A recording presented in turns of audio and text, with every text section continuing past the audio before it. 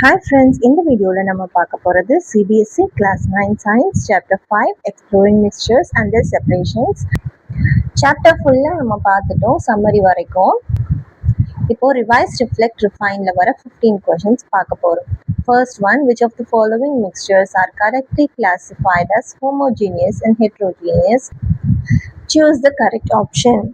இதில் எது கரெக்டாக இருக்குன்னு பார்க்க போகிறோம். இப்போ ஃபர்ஸ்ட் ஒன் பார்த்தீங்கன்னா air homogeneous, milk heterogeneous, sugar solution homogeneous, smoke வந்து ஹோமோஜீனியஸ் அப்படின்னு சொல்கிறாங்க. ஆனால் ஸ்மோக் பார்த்தீங்கன்னா ஹோமோஜீனியஸா, ஏரில் வந்து டஸ்ட் பார்ட்டிகல்ஸ் கலந்துருக்கு, அது வந்து ஒரு கொலாய்டல்னு சொல்லலாம். அப்போது அது வந்து ஹெட்ரோஜீனியஸ். ஸோ ஃபர்ஸ்ட் ஒன் வந்து தப்பு. இப்போ நெக்ஸ்ட் பிராஸ் வந்து ஹெட்ரோஜீனியஸ், ஆனால் பிராஸ் வந்து ஒரு அலாய் அண்ட் அது வந்து ஒரு சாலிட் ஹோமோஜீனியஸ் மிக்சர் தான். ஸோ அதுவே தப்பு. அண்ட் இன்னொன்று பார்த்தீங்கன்னா மடி வாட்டர் வந்து ஹோமோஜீனியஸ் சொல்லியிருக்காங்க. ஸோ அதுவுமே தப்பு, அது வந்து ஹெட்ரோஜீனியஸ் மிக்சர். அண்ட் வினிகருங்கிறது ஒரு ஹோமோஜீனியஸ் மிக்சர், வாட்டர்ல அசிட்டிக் ஆசிட் கலந்துருக்கிறது தான் ஒரு வினிகர். ஸோ அது வந்து ஒரு ஹோமோஜீனியஸ் மிக்சர், பட் இதுவுமே தப்பாக கொடுத்துருக்காங்க ஹெட்ரோஜீனியஸ்னு.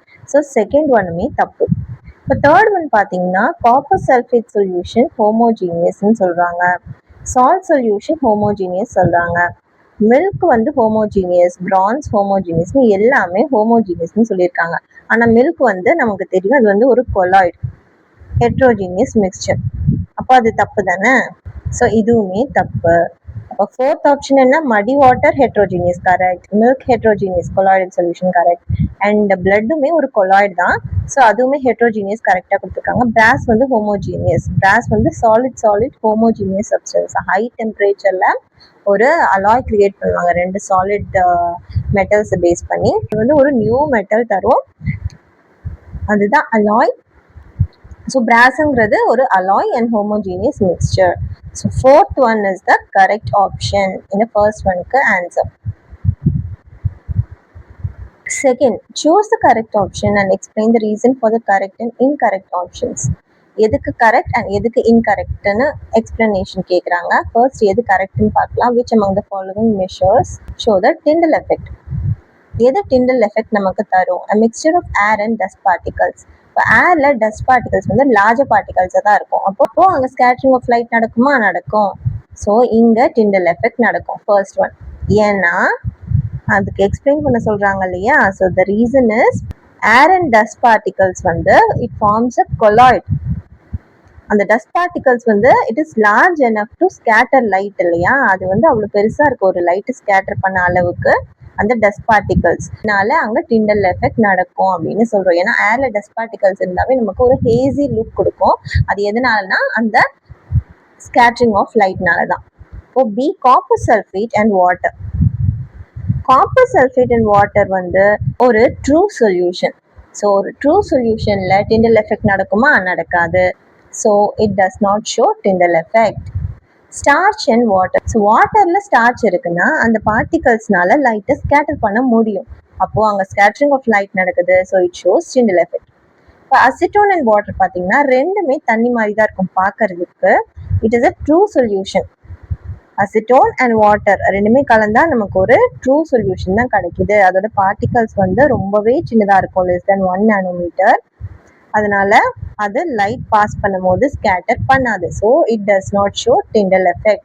அப்போ இதுக்கு என்ன answer? Air and dust particles show பண்ணும் Tyndall effect and starch and water. A C தான் correct. So A and C. மற்ற ஆப்ஷன்ஸ்ல தப்பு. ஏ அண்ட் பி கொடுத்துருக்காங்க. பி வந்து ட்ரூ சொல்யூஷன், Tyndall எஃபெக்ட் நடக்காது. அப்போ இது ஏ ஃபர்ஸ்ட் ஒன்னும் தப்பு, செகண்ட் ஒன்னும் தப்பு. அண்ட் சி டினா டி வந்து ட்ரூ சொல்யூஷன். அப்போ டி வருதுன்னா அப்போ இதுவுமே தப்பு. பியும் டியும் வரக்கூடாது. அப்படி ஒரு ஆன்சர் இருக்குன்னா அது ஏஎன்சி தான். Third one. So third one தான் correct. Third question, a mixture can be categorized as a solution, a suspension and a colloid. ஒரு மிக்சரை நம்ம சொல்யூஷன், சஸ்பென்ஷன், கொலாய்ட்னு கேட்டகரைஸ் பண்ணலாம். அண்ட் அது எல்லாத்துக்குமே டிஃப்ரெண்ட் ப்ராப்பர்ட்டிஸ் இருக்கும். Utilize the words or phrases provided in the box to fill in the tables 5 point. Words and phrases may be used more than once. இப்போ அந்த வேர்ட்ஸை use பண்ணி நம்ம அந்த டேபிளை ஃபில் பண்ண சொல்றாங்க. சொல்யூஷனுக்கு ஏற்ற மாதிரி அந்த ப்ராப்பர்ட்டி இருந்துச்சுன்னா நம்ம அங்கே ஃபில் பண்ணலாம். ரெண்டு மிக்சருக்குமே அது அந்த வேர்டு வந்து சூட்டபிள் ஆச்சுன்னா ரெண்டுத்துக்குமே நம்ம ஃபில் பண்ணலாம். இப்போ ஃபர்ஸ்ட் லார்ஜ் சைஸ் பார்ட்டிகல்ஸ். எதுல லார்ஜ் சைஸ் பார்ட்டிகல்ஸ் இருக்கும்? சஸ்பென்ஷன்ல தான் இருக்கும். So large size particles. Particles evenly distributed. எங்க distribute ஆகும்? evenly uniform distribution இருக்கிறது தான் ஒரு homogeneous solution. அப்போ ஒரு solution தானே homogeneous solution. So இங்க தான் particles remain evenly distributed. Next, small size particles. Small size particles எங்க இருக்கும்? அதுவுமே இங்க தான் இருக்கும். அதுவும் less than 1 nanometer diameter னு சொல்லிட்டாங்க. So small size particles less than 1 nanometer diameter வந்து இங்க இருக்கும். இதே moderate size particlesனா colloidal solutionல இருக்கும். So moderate size, அதாவது 1 to 1000 nanometer வந்து colloidal solution settles down when left undisturbed. Undisturbed விட்டா எது settle down ஆகும்? Suspension தான் settle down ஆகும். So அந்த sentence வந்து suspensionக்கு போகும். Does not settle down. எது settle down ஆகாது? Solution வந்து does not settle down. இது மட்டும் தானான்னு கேட்டீங்கன்னா colloidal solutionலுமே particle settle down ஆகாது. Throughout the solution, throughout the mixture அது மூவ் ஆயிட்டே இருக்கும். So does not settle down. Colloidal solution. ஏன்னா அதனாலதான் ஒரு சென்டென்ஸை ரெண்டுத்துக்கும் யூஸ் பண்ணலாம், மோர் தென் ஒன்ஸ் யூஸ் பண்ணலாம் அப்படின்னு கொஸ்டின்ல கொடுத்துருக்காங்க. சில ப்ராப்பர்ட்டிஸ் வந்து காமனா இருக்கும் இல்லையா? இப்ப நெக்ஸ்ட் ஒன் பாருங்க, ஸ்கேட்டர் லைட். இப்போ சஸ்பென்ஷன்லயுமே ஸ்கேட்டர் ஆகும் அண்ட் கொலாய்டல்லையுமே ஸ்கேட்டர் ஆகும். அப்ப இது ரெண்டுத்துக்குமே ஸ்கேட்டர் லைட் வந்து வருது. ஸோ ஒன்றுத்துக்கு தான் நம்ம எழுதணும்னு இல்லை, அந்த ப்ராப்பர்ட்டி ரெண்டுத்துக்குமே மேட்ச் ஆச்சுன்னா நம்ம எழுதலாம். Separates by filtration. எது ஃபில்ட்ரேஷனால செப்பரேட் பண்ண முடியும் அப்படின்னா சஸ்பென்ஷன் மட்டும்தான். So separates by filtration. Transparent, எது டிரான்ஸ்பரண்டா இருக்கும்? சொல்யூஷன் தான் டிரான்ஸ்பரண்டா இருக்கும். அண்ட் சால்ட் சொல்யூஷன் வந்து சொல்யூஷனோட ஒரு எக்ஸாம்பிள். மில்க் இதோட எக்ஸாம்பிள். இப்போ ப்ராப்பர்ட்டிஸ் எல்லாம் பார்த்துட்டோம், இப்போ எக்ஸாம்பிள்ஸ் பார்த்துட்டு இருக்கோம். சால்ட் சொல்யூஷன் வந்து சொல்யூஷனோட எக்ஸாம்பிள், மில்க் வந்து கொலாய்டோட example. Sand and water, sand வந்து லார்ஜர் பார்ட்டிகல்ஸ் இல்லையா? ஸோ அது வந்து suspension. Sand and water. Smoke பார்த்தீங்கன்னா ஏர்ல டஸ்ட் பார்ட்டிகல்ஸ் இருக்கிறது அண்ட் அது வந்து ஒரு கொலாய்டுன்னு நம்ம இதுக்கு முன்னாடியே படிச்சோம். Heterogeneous mixture. எது ஹெட்ரோஜீனியஸ் மிக்ஸ்சர்? சஸ்பென்ஷன், கொலாய்டு ரெண்டுமே ஹெட்ரோஜீனியஸ். இது வந்து property, nature of the mixture. So heterogeneous mixture இது ரெண்டுத்துக்குமே வரும். cannot be separated by filtration. எது ஃபில்ட்ரேஷனால செப்பரேட் பண்ண முடியாதுன்னா கொலாய்டும் செப்பரேட் பண்ண முடியாது, cannot be separated. சொல்யூஷனும் செப்பரேட் பண்ண முடியாது.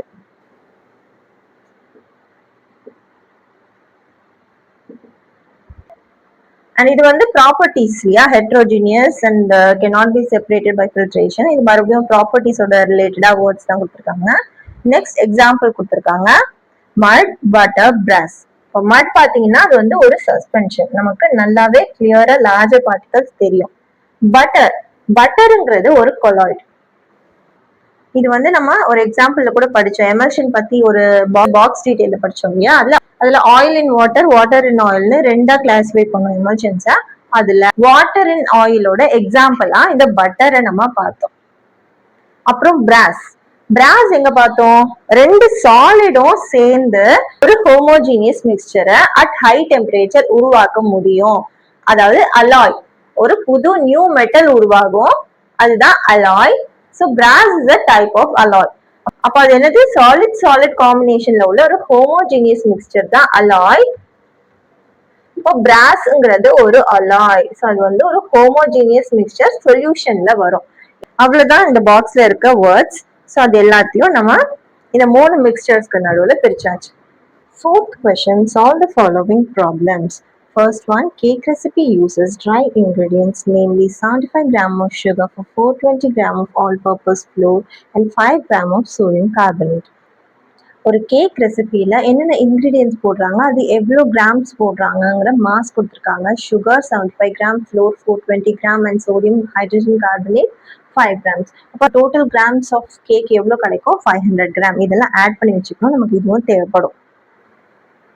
Express the concentration of each component in the mixture using an appropriate method.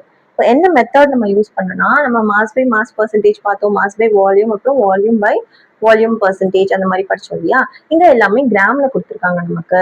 So நம்ம மாஸ் பை மாஸ் பர்சன்டேஜை கண்டுபிடிக்கலாம். இப்போ அதுக்கான ஃபார்முலா என்ன? Mass of solute divided by mass of solution into 100 பண்ணா நமக்கு mass by mass percentage கிடைக்கும். இந்த சொல்யூட்ங்கிறது என்ன? இப்போ கான்சென்ட்ரேஷன் ஆஃப் சுகர் கண்டுபிடிக்கிறோம்னா அந்த சுகர் தான் அந்த சொல்யூட். சொல்யூஷனுங்கிறது நம்ம எதுல அந்த சுகர் போடுறோம்? அந்த கேக் செய்யறதுக்கு தானே.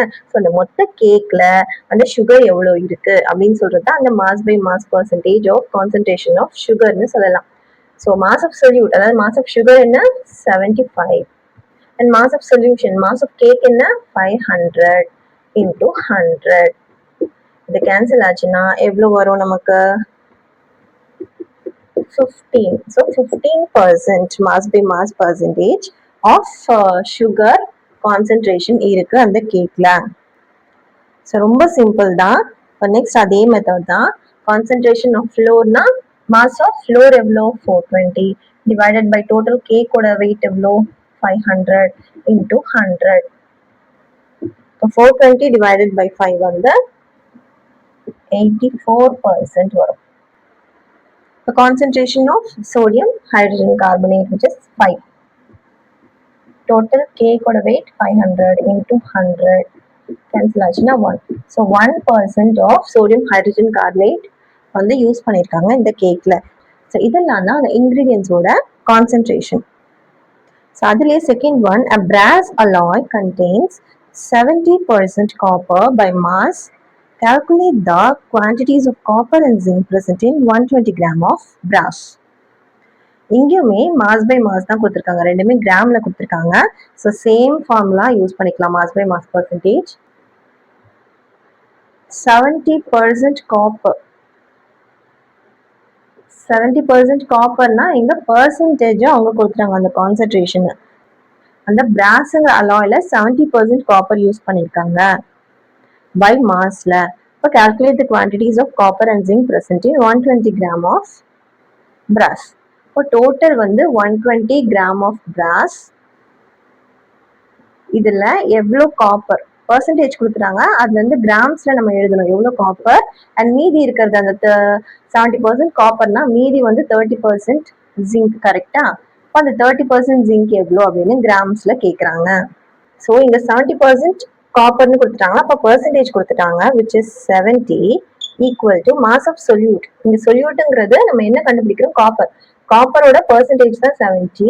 இப்போ அந்த மாஸ் வந்து மாஸ் ஆஃப் காப்பர் வந்து நமக்கு தெரியாது, divided by mass of solution. இங்க டோட்டல் அந்த பிராஸோட வெயிட் என்ன? 120 கிராம் அது கொடுத்துட்டாங்க. இப்போ இன்டூ 100.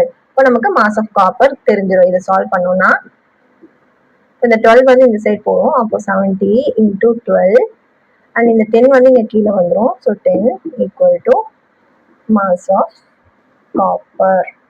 கேன்சல் பண்ணீங்கன்னா 12 7s are 84 வரும்.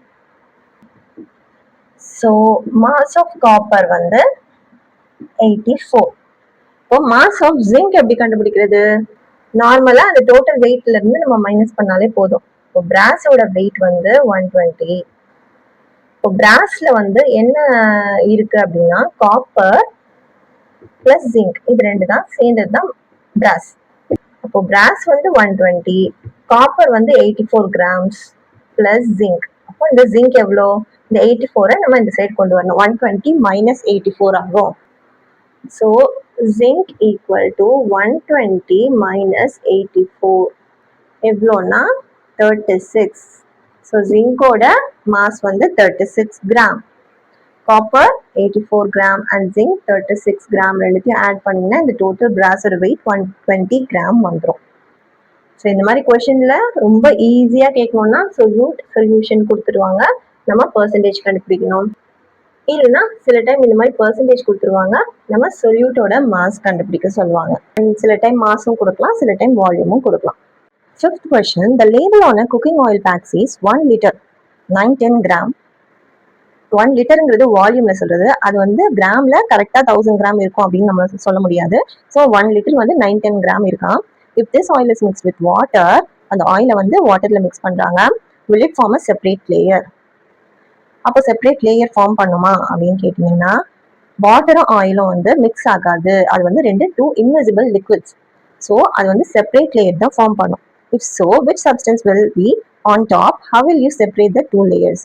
அப்போ எது வந்து மேலே இருக்கும் அண்ட் அதை எப்படி 2 லேயர்ஸாக செப்பரேட் பண்ண முடியும் அப்படின்னு கேட்குறாங்க. Also draw the diagram of the apparatus used.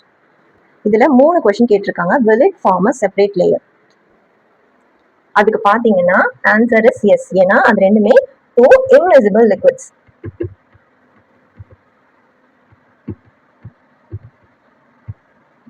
Both water and oil are 2 invisible liquids, so they form a 2 separate layer. So which substance will be on top அப்படின்னு கேட்டீங்கன்னா, cooking oil will be on the top. Oil தான் எப்பவுமே மேல இருக்கும். இதுதான் ஆயில்னா, இது வந்து வாட்டரா இருக்கும். So oil will be on the top. ஏன்னா வாட்டர் வந்து எப்பவுமே டென்சரா இருக்கும் than the oil. வாட்டரோட டென்சிட்டி எப்பயும் அதிகமா இருக்கும். ஸோ எந்த லிக்விடோட டென்சிட்டி அதிகமா இருக்கும் அதுதான் கீழே இருக்கும். அண்ட் எப்படி நம்ம செப்பரேட் பண்ணுவோம் அந்த apparatus வரைய சொல்றாங்க. கரெக்டா? நம்ம ஆல்ரெடி படிச்சிருக்கோம், செப்பரேட்டிங் ஃபனல் வச்சு தான் செப்பரேட் பண்ணுவோம்னு. செப்பரேட்டிங் ஃபனல் எப்படி இருக்கும்? இந்த மாதிரி ஒரு ஃபனல் இருக்கும். இதுல அந்த மிக்சர் நீங்க போர் பண்ணீங்கன்னா கீழே வாட்டர் இருக்கும், மேல ஆயில் இருக்கும். இங்க ஒரு ஸ்டாப் காக் இருக்கும். இந்த ஸ்டாப் காக் எடுத்தீங்கன்னா கீழே இருக்க அந்த வாட்டர்லாம் ஒரு ஃபிளாஸ்க கலெக்ட் பண்ணிடலாம். அதுக்கப்புறம் அந்த லேயர் கிட்ட வரும்போது நம்ம எடுத்துட்டு கொஞ்சம் லிக்விட தனியா இன்னொரு ஃபிளாஸ்க்ல கலெக்ட் பண்ணி அதை கீழே ஊத்திட்டு மறுபடியும் வெறும் ஆயில் மட்டும் இருக்கும்போது அதை இன்னொரு ஃபிளாஸ்க்ல கனெக்ட் பண்ணி வச்சுக்கலாம். ஸோ இதுல வாட்டர், இதுல ஆயில்னு தனித்தனியா நம்மளால செப்பரேட் பண்ண முடியும். இந்த டயக்ராம் வந்து வரைய சொல்றாங்க. ஸோ இது வந்து புக்லேயே கொடுத்துருக்காங்க இல்லையா, நீங்க அதை பார்த்து வரைஞ்சிக்கலாம். Sixth question assertion type question. இது அந்த ஸ்டேட்மெண்ட்ஸ் வந்து ட்ரூவா ஃபால்ஸா அப்படிங்கிறத பார்த்து நம்ம ஆப்ஷன் செலக்ட் பண்ணணும். அசர்ஷன் பார்த்தீங்கன்னா solution do not exhibit the Tyndall effect. இது ட்ரூவா? கரெக்ட், ட்ரூ தான். ஸோ அசர்ஷன் வந்து ட்ரூ. ஏன்னா சொல்யூஷன்ல வந்து டிண்டல் எஃபெக்ட் வராது. ஏன்னா குட்டி குட்டி பார்ட்டிகல்ஸா இருக்கும், அது ஸ்கேட்டர் பண்ற அளவுக்கு பெருசா இருக்காது அந்த பார்ட்டிகல்ஸ். ஸோ டிண்டல் எஃபெக்ட் கிடையாது. ரீசன், த பார்ட்டிகல்ஸ் இன் சொல்யூஷன் ஆர் லார்ஜர் தேன் 100 நானோமீட்டர். ரீசன் என்ன? ஆக்சுவலா லெஸ் தேன் 1 நானோமீட்டரா இருக்கும் அந்த சைஸ். அதனாலதான் ஸ்கேட்டர் பண்ற லைட் ஸ்கேட்டர் பண்ற அளவுக்கு அது பெருசா இல்ல. சோ டிண்டல் எஃபெக்ட் நடக்காது. ஆனா இங்க என்ன கொடுத்திருக்காங்க? லார்ஜர் தேன் 100 நானோமீட்டர் கொடுத்திருக்காங்க. சோ அப்ப இது தப்பு. So they cannot scatter light. Larger தேன் 100 நானோமீட்டரா இருந்தா ஸ்கேட்டர் பண்ண முடியும். சோ இந்த ரீசன் வந்து தப்பு. Reason is false. சோ இதுல என்ன ஆன்சர் நீங்க டிக் பண்ணணும் அப்படின்னு பாத்தீங்கன்னா both A and R are true. அப்ப இது தப்பு. செகண்ட் ஆப்ஷன் பாத்தீங்கன்னா both A and R are true. அப்போ இதுவுமே தப்பு தான். தேர்ட் ஆப்ஷன் பாத்தீங்கன்னா A is true but R is false. இப்போ A is true, R is false. Third one தான் கரெக்டான option. A is false but R is true. ஆட்டோமேட்டிக்கா அதுவுமே தப்பு தான் A is false வரும்போது. ஸோ தேர்ட் ஒன் தான் கரெக்டான ஆன்சர். இப்போ seventh question, how would you separate the mixtures given in table 5.3? Mention the reason for choosing your method. If a mixture cannot be separated, explain why. இப்போ சில மிக்சர்ஸ்லாம் கொடுத்துருக்காங்க ஒரு டேபிள்ல, அந்த அதுக்கு வந்து என்ன மெத்தட் யூஸ் பண்ணி செப்பரேட் பண்ணுவோம் அண்ட் எதுக்காக அப்படின்னு அந்த ரீசன் சொல்லணும். இப்போ மிக்சர் கேனாட் பி செப்பரேட்டட், ஒருவேளை நம்மளால செப்பரேட் பண்ண முடியலனாலும் அதுவும் ஏன்னு எக்ஸ்பிளனேஷன் தரணும். ஃபர்ஸ்ட் மிக்சர் வந்து மடி வாட்டர். மடி வாட்டர்ல இருந்து நம்ம மட்டை தனியா செப்பரேட் பண்ணணும். அப்போ என்ன செப்பரேஷன் மெத்தட் யூஸ் பண்ணுவோம் அப்படின்னு பார்த்தீங்கன்னா, மட் வந்து லார்ஜர் பார்ட்டிகல்ஸ் இல்லையா, ஸோ நம்ம ஃபில்டர் பண்ணாவே வந்துடும். ஸோ ஃபில்ட்ரேஷன் மெத்தட் யூஸ் பண்ணலாம். செடிமெண்டேஷன் பண்ணணும், அதாவது அதை அன்டிஸ்டர்ப்டா விட்டா கீழே செட்டில் ஆயிடும். அதுக்கப்புறமா நம்ம ஃபில்டர் பண்ணி எடுக்கணும். இப்போ இந்த செப்பரேஷன் மெத்தட் யூஸ் பண்றதுக்கான ரீசன் என்னன்னா, மட் பார்ட்டிகல்ஸ் ஆர் லார்ஜர். இந்த லார்ஜர் பார்ட்டிகல்ஸ் எல்லாமே ஃபில்டர் பண்ணி நம்மளால எடுக்க முடியும் இல்லையா, so it can be filtered. அதுதான் ரீசன். இப்போ நெக்ஸ்ட் ஒன் பார்த்தீங்கன்னா பிளாஸ்மா ஃப்ரம் அதர் காம்பனன்ட்ஸ் இந்த பிளட் சாம்பிள். ஒரு பிளட் சாம்பிள்ல நிறைய காம்பனன்ட்ஸ் இருக்கும், WBC, ரெட் பிளட் செல்ஸ், அந்த மாதிரி பிளாஸ்மாவும் இருக்கும். அப்போ அந்த பிளாஸ்மா மட்டும் எடுக்கணும்னா நம்ம என்ன யூஸ் பண்ணுவோம்னா சென்ட்ரிஃபியூகேஷன் யூஸ் பண்ணுவோம். நம்ம ஆல்ரெடி படிச்சோம் இல்லையா, சென்ட்ரிஃபியூகேஷன்ல பிளட் சாம்பிள் வச்சா நமக்கு டிஃப்ரெண்ட் லேயர்ஸா ஃபார்ம் ஆகும் plasma, WBC, red blood cells அதெல்லாம். ஸோ இதுக்கான ரீசன் என்ன அப்படின்னு பார்த்தீங்கன்னா, பிளட்டுங்கிறது ஒரு கொலாய்டல் சொல்யூஷன், அதுல ஸ்மால் பார்ட்டிகல்ஸ் தான் இருக்கும். அதை வந்து நம்ம அந்த மாதிரி செப்பரேட் பண்ணணும் அப்படின்னா நம்ம ஃபாஸ்டா ஸ்பின் பண்ணணும். அப்படி ஸ்பின் பண்ணும்போது அந்த குட்டி குட்டி பார்ட்டிகல்ஸ்ல இருக்க அந்த டிஃப்ரெண்ட் டென்சிட்டிஸ் இருக்கும் இல்லையா அந்த லிக்விட்ஸ்ல. ஸோ அந்த பிளாஸ்மாக்கு ஒன்று, டபிள்யூபிசிக்கு ஒன்றுன்னு டிஃப்ரெண்ட் டென்சிட்டிஸ் இருக்கும். அந்த டென்சிட்டிக்கு ஏற்ற மாதிரி அது பாட்டம்லயும் மேலேயும் அந்த மாதிரி போகும். டென்சர் செல்ஸ் வந்து பாட்டம்ல வந்துடும், கொஞ்சம் லெஸ் டென்சரா இருக்கிறது வந்து மேல இருக்கும். அந்த மாதிரி லேயர்ஸ் ஃபார்ம் பண்ணி அந்த சென்ட்ரிஃபியூகேஷன் ப்ராசஸ் முடிஞ்சதுக்கு அப்புறம் இருக்கும். அதுக்கப்புறம் நம்ம செப்பரேட் பண்ணலாம். ஸோ பிளட் சாம்பிள்ஸ்ல இருந்து பிளாஸ்மா செப்பரேட் பண்ணணும்னா சென்ட்ரிஃபியூகேஷன் ப்ராசஸ் யூஸ் பண்றோம். இப்போ நெக்ஸ்ட் வந்து நாப்தலின் அண்ட் சாண்ட். நாப்தலினும் சாண்டும் இருக்குன்னா அதை வந்து நம்ம சப்ளிமேஷன் யூஸ் பண்ணி செப்பரேட் பண்ணலாம். ஏன்னா நாப்தலின் வந்து ஒரு சப்ளைமபிள் சப்ஸ்டன்ஸ். சப்ளைமபிள் சப்ஸ்டன்ஸ்னா என்ன? ஒரு சாலிட் ஸ்டேட்ல இருந்து ஸ்ட்ரெயிட்டா வேப்பருக்கு போக முடியும், அதுதான் சப்ளைமபிள் சப்ஸ்டன்ஸ். ஸோ நாப்தலின் வந்து சாலிட்ல இருந்து வேப்பருக்கு போகும், பட் சாண்டால போக முடியாது, அது கீழேயே இருக்கும் ஹீட் பண்ணும் போது. அதனால சப்ளிமேஷன் மெத்தட் யூஸ் பண்றோம். Chalk powder and salt. Chalk powder salt வந்து அப்படியே பவுடரா இருக்குன்னா நம்ம என்ன பண்ணுவோம், ஒரு தண்ணியில கலப்போம் ஃபர்ஸ்ட். ஏன்னா சால்ட் வந்து கரைஞ்சிரும். Salt dissolves in water, but chalk powder வந்து கரையாது. இப்போ சால்ட்டும் வாட்டரும் டிசால்வ் ஆன பிறகு நம்ம ஃபில்டர் பண்ணோம்னா அந்த சால்ட் அண்ட் வாட்டர் எல்லாமே ஃபில்டர் ஆகி வந்துடும். ஆனா சாக் பவுடர் வந்து அந்த ஃபில்டர் பேப்பர்லயே இருக்கும். ஸோ நம்ம என்ன யூஸ் பண்ணோம், ஃபில்ட்ரேஷன் மெத்தட் யூஸ் பண்ணணும். அப்போ சாக் பவுடர் மட்டும் நம்மளால தனியா பிரிக்க முடியும். இப்போ சால்ட்டும் நமக்கு வேணும் அப்படின்னா என்ன பண்ணணும், அந்த வாட்டரை நம்ம ஹீட் பண்ணோம்னா அந்த வாட்டர்லாம் எவாப்ரேட் ஆகிட்டு salt crystallises when the water evaporates. அந்த சால்ட் வந்து கிறிஸ்டலைஸ் ஆகி நமக்கு சால்ட் கிடைச்சிரும். ஸோ ஃபர்ஸ்ட் சாக் பவுடர் வேணும்னா நம்ம ஃபர்ஸ்ட் தண்ணியில டிசால்வ் பண்ணணும். சாக் பவுடர் அண்ட் சால்ட் ரெண்டுத்தையும் டிசால்வ் இன் வாட்டர், அதுக்கப்புறமா ஃபில்டர் பண்ணா சாக் பவுடர் கிடைச்சிரும். நெக்ஸ்ட் ஹீட் பண்ணி எவாப்ரேட், வாட்டரை வந்து எவாப்ரேட் ஆயிடுச்சுன்னா சால்ட் கிடைச்சிரும். இப்போ சால்ட் அண்ட் வாட்டர் சொல்யூஷன். இப்போ சால்ட் அண்ட் வாட்டர் சொல்யூஷன் இப்போதான் சொன்னோம் இல்லையா, சால்ட் அண்ட் வாட்டர் மட்டும் தனியாக எடுத்தா எப்படி பண்ணுவோம், எவாப்ரேட் பண்ணி பண்ணுவோம்ல. ஸோ அதே மாதிரி தான் எவாப்ரேஷன் மெத்தட் யூஸ் பண்ணலாம். ஹீட் பண்ணி வாட்டர்லாம் எவாப்ரேட் ஆன பிறகு சால்ட் கிடைக்கும். Salt crystallises when water evaporates, same reason தான். பட் வந்து நமக்கு அந்த வாட்டரும் தனியா தேவை அப்படின்னா நம்ம என்ன பண்ணணும், டிஸ்டிலேஷன் பண்ணணும். அப்போ சால்ட் கிறிஸ்டலைஸ் ஆகும் அண்ட் வாட்டர் வந்து எவாப்ரேட் ஆக போகுது இல்லையா, அது வந்து ஒரு கண்டென்சர் வழியா போக விட்டு அந்த கண்டென்சர்ல அந்த வாட்டர் வேப்பர்ஸ்லாம் மறுபடியும் வாட்டரா மாறி தனியா நம்ம வாட்டரை கலெக்ட் பண்ணி எடுத்துக்கலாம். ஸோ எவாப்ரேஷனும் யூஸ் பண்ணலாம், இல்லை வாட்டர் தனியா வேணும்னா டிஸ்டிலேஷனும் யூஸ் பண்ணலாம். நெக்ஸ்ட் வந்து ஆயில் அண்ட் வாட்டர் மிக்சர்.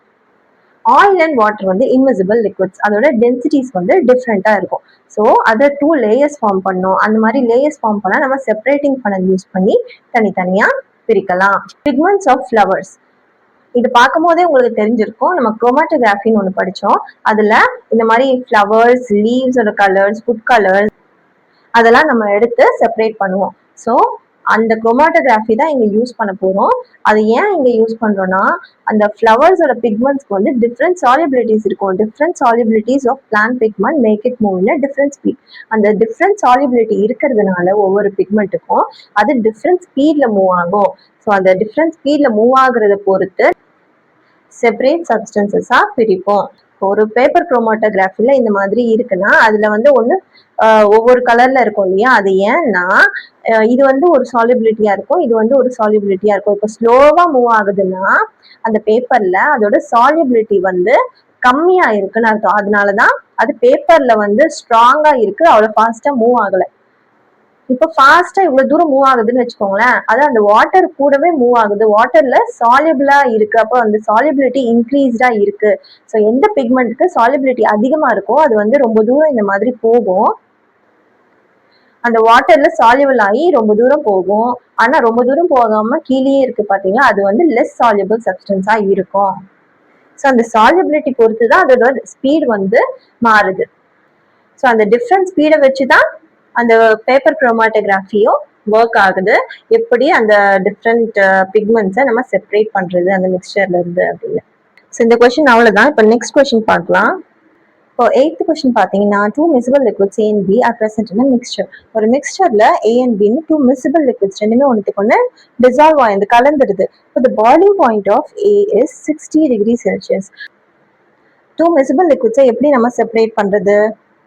அதோட பாயிலிங் பாயிண்ட் வந்து 25 டிகிரி செல்சியஸ் டிஃப்ரென்ஸ்ல இருந்துச்சுன்னா அப்போ நம்மளால டிஸ்டிலேஷன் மெத்தட் படி செப்பரேட் பண்ண முடியும். கரெக்டா? ஸோ அப்படிதான் பண்ண போறோம். இந்த boiling point of A is 60 degree Celsius, இந்த boiling point of B is 90 degree Celsius. Suggest a method to separate them. என்ன மெத்தட் யூஸ் பண்ணுவோம்? 25 டிகிரி செல்சியஸ் டிஃபரன்ஸ் இருக்கா, 90 டிகிரி மைனஸ் 60 டிகிரி செல்சியஸ், இப்போ 30 வருதா. ஸோ நமக்கு தேவையான அந்த 25 டிகிரி செல்சியஸ் டிஃபரன்ஸ் இன் boiling point இருக்கு. அப்போ நம்ம என்ன மெத்தட் யூஸ் பண்ணலாம்? டிஸ்டிலேஷன் மெத்தட் யூஸ் பண்ணலாம். Also draw a label diagram of the method suggested. So இதுக்கு வந்து டயக்ராம் புக்லயே கொடுத்துருக்காங்க, நீங்க புக்லயே ரெஃபர் பண்ணிக்கலாம். நான் இப்போ வரையில, நான் ஜஸ்ட் அந்த மெத்தட் எப்படின்னு ரீகால் பண்ற மாதிரி ஷார்ட்டா சொல்றேன். இப்போ 2 லிக்விட்ஸ், 2 மிசிபிள் லிக்விட்ஸா ரெண்டுமே ஒன்றுக்கு ஒன்று கலந்துருக்கு, செப்பரேட் லேயர்ஸ் எல்லாம் கிடையாது. இப்போ நம்ம அதை பாயில் பண்றோம். அதை பாயில் பண்ணும்போது ஏயோட பாயிலிங் பாயிண்ட் வந்து 60 டிகிரி செல்சியஸ் இருக்கு, இது வந்து பியோட boiling point which is 90 degree. அப்போ ஏயோட பாயிலிங் பாயிண்ட் 60 டிகிரினால ஃபர்ஸ்ட் 60 டிகிரி அட்டைன் ஆன பிறகு தானே 90 டிகிரி வரும். அப்போ 60 டிகிரி இருக்கும்போதே இங்க தெர்மோமீட்டர் வச்சு செக் பண்றோம், 60 டிகிரிஸ் இருக்கு. அப்போ ஏயோட லிக்விட் வந்து வேப்பரைஸ் ஆகும். வேப்பரைஸ் ஆன உடனே அந்த வேப்பர்ஸ் எல்லாம் நம்ம இந்த சைடு ஒரு இடத்துல அனுப்புவோம், அதுதான் கண்டென்சர். அந்த கண்டென்சர்ல நம்ம வாட்டரை, இங்க ஒரு பைப் இருக்குன்னா இது உள்ளதான் அந்த வேப்பர்ஸ் போகும், இதை சுத்தி வந்து நம்ம வாட்டர் இருக்கும், கூல் ஏர் இல்லைன்னா வாட்டர் வைக்கலாம். ஸோ இது வந்து இந்த வேப்பர்ஸை கண்டென்ஸ் பண்ணி இங்க லிக்விடா மாத்திரும். அப்போ அந்த லிக்விடை வந்து இங்க ஒரு ஃபிளாஸ்க்ல நம்ம கலெக்ட் பண்ணி வச்சுக்கலாம். ஸோ அந்த 60 டிகிரி செல்சியஸ்ல வேப்பரைஸ் ஆகுறது இந்த லிக்விட் ஏ தான். ஸோ இங்க வந்து நமக்கு லிக்விட் ஏ கிடைக்கும், அண்ட் இங்க வந்து லிக்விட் பி மட்டும் தனியா இருக்கும். இப்படி நம்ம அந்த ரெண்டு லிக்விடையும் செப்பரேட் பண்ணலாம். இதோட பர்ஃபெக்ட் டயக்ராம் புக்ல இருக்கு, நீங்க அதை செக் பண்ணி பார்த்து வரைஞ்சுக்கோங்க. தேங்க்ஸ் ஃபார் வாட்சிங். இந்த வீடியோ உங்களுக்கு பிடிச்சிருந்ததுன்னா லைக் பண்ணுங்க, உங்க ஃப்ரெண்ட்ஸ்க்கு ஷேர் பண்ணுங்க, அண்ட் ஃபார் மோர் வீடியோஸ் கல்வி கிராஃப்ட் சேனலை சப்ஸ்கிரைப் பண்ணுங்க. தேங்க்யூ.